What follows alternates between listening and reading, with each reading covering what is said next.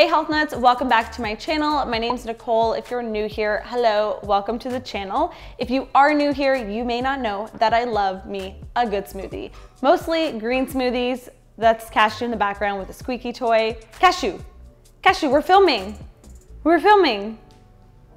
And you guys have actually titled me the Green Smoothie Queen because I love them that much. And today's video, I thought I would talk about some common mistakes that people are making when they make a smoothie at home. By the way, we actually have a full free downloadable guide to how to make the perfect green smoothie, which I'll have a link down below. You guys can grab that, it's free. You just enter an email and you'll get it right to your inbox.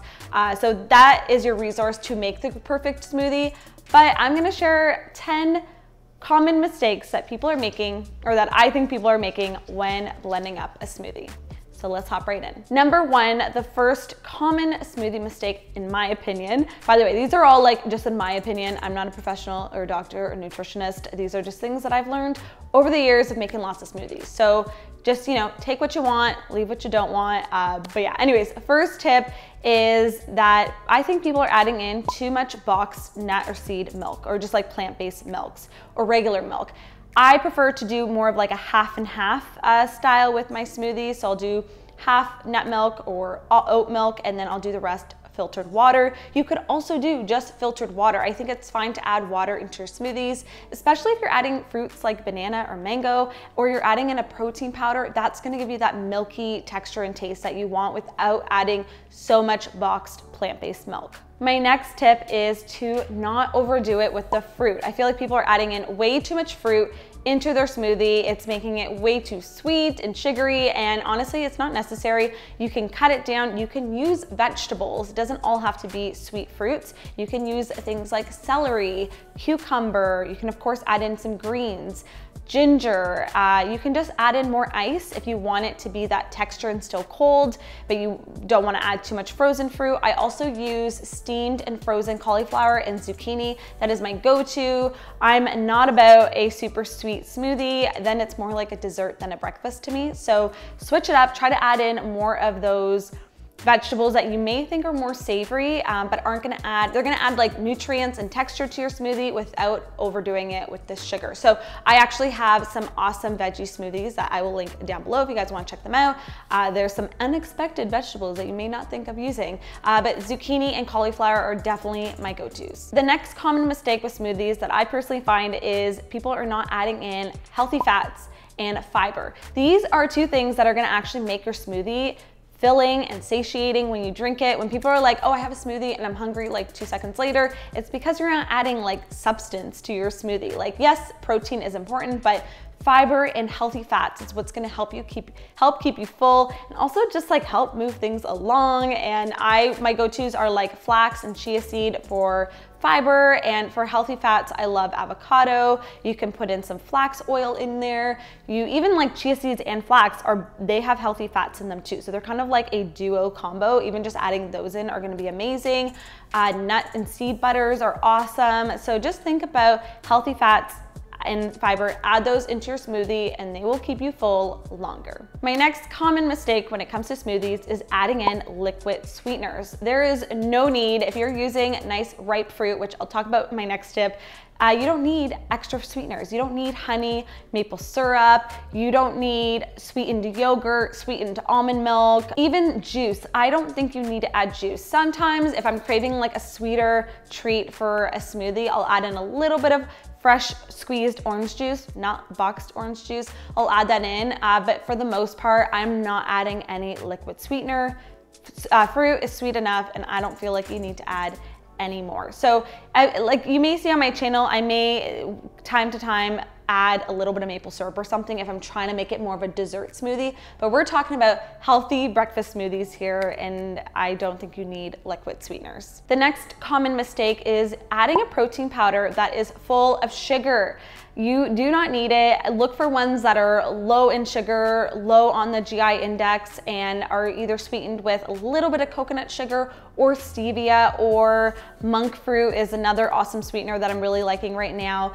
And this is just gonna help it still give your smoothie sweetness, but without spiking your blood sugar. So just look at the ingredients in your protein powders and make sure you know what's in there, because they can be chock full with a lot of kind of different processed ingredients. So know your ingredients, know the brand, trust the quality of the ingredients that they're sourcing it from, and just do your research on, like, protein powder is expensive, so make sure you're buying a good one. My next smoothie mistake I think people are making is not adding in real fresh leafy greens. I know that there's all these like awesome green super power powders. That was a tongue twister. I know that there's all these awesome green powders out there that are great for if you're traveling or if you just ran out of greens that day, but guess what? Just fresh, raw, beautiful leafy greens are amazing to put into your smoothies. And I always have either spinach or kale or romaine or just like a spring mix or something, because you want to like rotate your greens. I will always have something in the fridge to add into my smoothies. I personally I feel like I only really make green smoothies. I have non-green smoothie recipes on my channel and on the blog, but I personally think you should add greens to like every smoothie if possible. Yeah, so try to get those fresh leafy ones. Obviously, like in a pinch, you could use frozen if you have ones that are about to go bad. But yeah, the powders, there's a place and time for them, but I don't think that they should completely replace the real raw stuff. The next mistake is not having a variety with your smoothie ingredients. So same thing, like I was just talking about putting greens into your smoothie. Even myself, I can get into a rut of only using baby spinach because it's just easy to buy and throw in. But you really want to rotate your ingredients, rotate your greens, and have a variety of ingredients when it comes to making your smoothie. So some weeks I'll do chia seeds for my fiber and healthy fats. Some other weeks I'll do flax. Sometimes I may add a handful of dried coconut. Then for my greens, I'll alternate between kale, spinach, romaine. With my fruits, I'll alternate between berries and mango and banana. You don't always want to be doing the same thing. I definitely have my go-to ingredients that I'm even known for just repeating, putting them in my morning smoothie because they're just so good. But I really do try to like swap out turmeric for ginger, or swap out zucchini for cauliflower as my base. So just have fun with it. You can use my smoothie guide. There's lots of different ingredients for different sections of your smoothie when it comes to fruit, vegetables, milks, and fats and protein and fiber. It's all there, so you can kind of just like rotate each week and try different ingredients and different superfoods and just have fun with it. Spice it up. You're gonna get bored if you're drinking the same thing every day. Okay, this next tip is so important. You guys ask me all the time how I get a super smooth smoothie, and really it's all in the blender. Having a good blender is so important when it comes to making a good smoothie, in my opinion. Honestly, like I have my mom, I won't say what blender it is. My mom has a blender. It's not my favorite. And every time I make a smoothie there, I feel like I'm a smoothie snob at her house because it is so pulpy and I can just feel the texture still from all the greens. I get like kale in my teeth and I don't want that when I'm drinking a smoothie. And it's just too fibrous. Like there's too much texture. And I personally love a smooth smoothie. And honestly, it's in the blender. And I will actually link a higher end blender as well as a affordable blender, because I know not everyone can just go out and buy like a $600 blender. I get it. I waited years before investing in one, and even still I was like, okay, should I make the investment? And honestly, it was the best thing ever. But there are definitely options for depending on what your budget is. So I will link my two favorite down below for you guys to check out. So yeah, a smoothie matters. A lot of people ask me that. Yes, get yourself a good smoothie. If you know you're gonna be making a smoothie every day, or salad dressings, or soups, or like, I mean, ice cream. You can make so many things in a good high-speed blender. So check the links down below. Get yourself a good smoothie maker blender. Yeah, that's what they're called. The next common mistake is not using ripened fruit. So if you want your smoothie to be delicious and sweet and easy to digest, you wanna make sure you're using ripened fruit. So at all times, Yeah, I have one right there. I will have a bundle of bananas just ripening on the counter, and I will just have them in like rotation. One's ripening, then once they're ripe, I will just peel and chop them up and throw them into the freezer, and then that way they're ready to go. I like am never out of frozen banana. And you just wanna make sure you're using nice ripe fruit. So a lot of times when you're buying frozen fruit, they are freezing them when they're nice and ripe. So that's the nice thing about getting frozen fruit. You don't have to worry about that. But with banana, you can't really buy frozen banana in Canada, at least. It's really hard to find. So I just do it myself, and it's like the most cost effective, just to, like, bananas are so cheap and they're a great base for your smoothies. So yeah, I will never eat an unripened banana. I find it's too starchy, it upsets my stomach, and it's just not sweet and not delicious. So let your fruits ripen if you're gonna freeze them, or just buy frozen fruit that's already ripe. Great, last but not least, the final mistake is people are not adding in protein. Now I get it, not everyone wants to add protein powder into their smoothies, and I don't always add protein powder into my smoothies. I feel like I kind of go into phases where I like want protein powder, depending on just like if I'm going to the gym a lot or if I'm just feeling extra hungry. But it does not have to be a protein powder. There are other foods, like technically protein is in like so many foods, so many fruits and vegetables, but obviously you want something that's higher in protein if you're gonna add it as a supplement to your smoothie. So things like hemp seeds are a great source of plant-based protein. Obviously protein powder is a great one.